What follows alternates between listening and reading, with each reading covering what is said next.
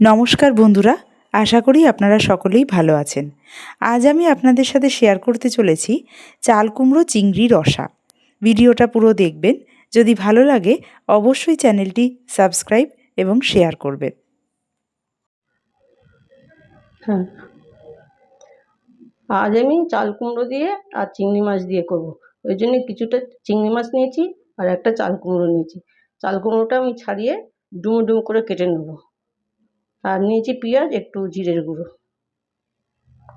এরপর গ্যাসে fry pan বসিয়ে তাতে কিছুটা সর্ষের তেল দিয়ে গরম করে নিচ্ছি।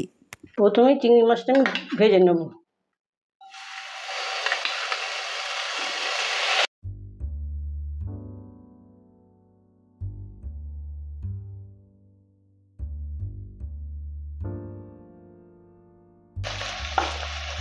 মাছ ধোয়ার সময় মাছের পিঠে যে কালো সুতোটা থাকে সেটাও ফেলে দিয়েছি, আর মাথার মধ্যে একটা থলি থাকে সেটাও ফেলে দিয়েছি, দিয়ে ভালো করে ধুয়ে নিয়েছিলাম।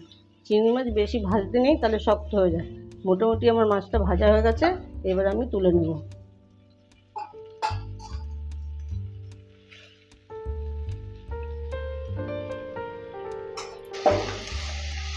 কড়াইতে জিরে ফোড়ন দিয়ে কিছুটা পেঁয়াজ দিয়ে ভেজে নিচ্ছি। এখানে দুখানা মাঝারি সাইজের পেঁয়াজ আছে, এটা হালকা লাল করে ভেজে নেব।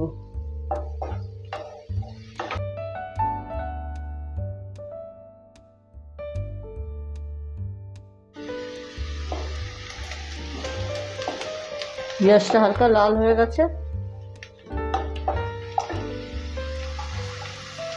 এবার আমি চাল কুমড়োগুলো দিয়ে দেবো।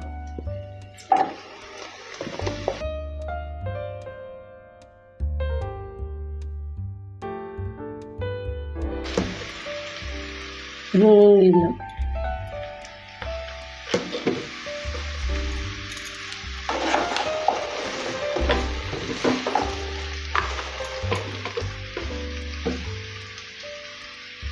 একটু হলুদ দিয়ে দিলাম।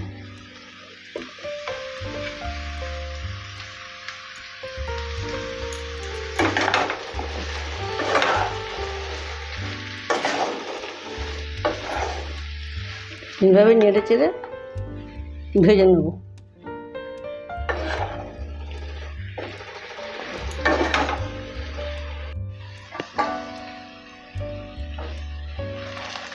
চাল কুমড়োটা আমার ভাজা ভাজা হয়ে গেছে, এবার আমি মশলাটা দেবো।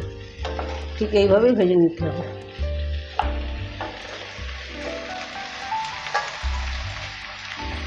জিরের গুঁড়ো দিয়ে দিচ্ছি,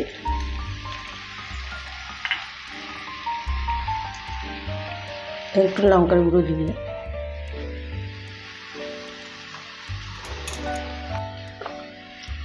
একটু আদা বাটা দিলাম।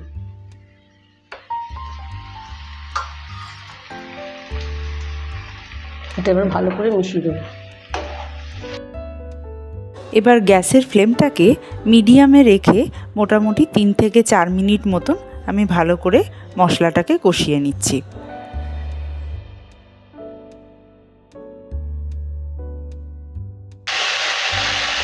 ভালোভাবে চাল কুমড়োটা সেদ্ধ হয়ে গেছে।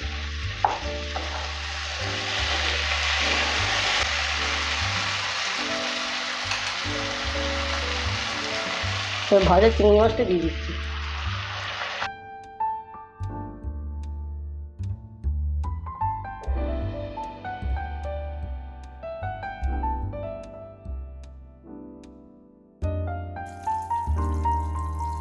একটু চিনি দিয়ে দিলাম, আর সামান্য একটু জল দিলাম।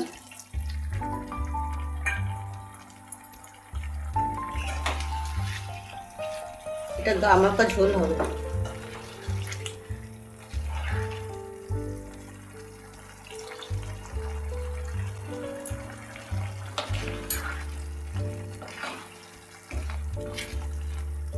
নুন মিষ্টি ঝালটা আপনার স্বাদ মতো দেবেন।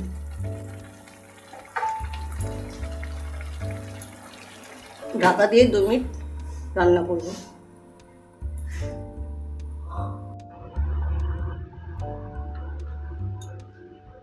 এবার আমি ঢাকা খুলে দেখছি।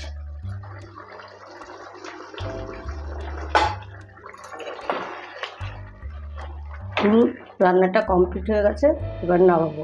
গ্যাসটা নিভিয়ে দিলাম, তরকারিটা এবার নামিয়ে নিচ্ছি।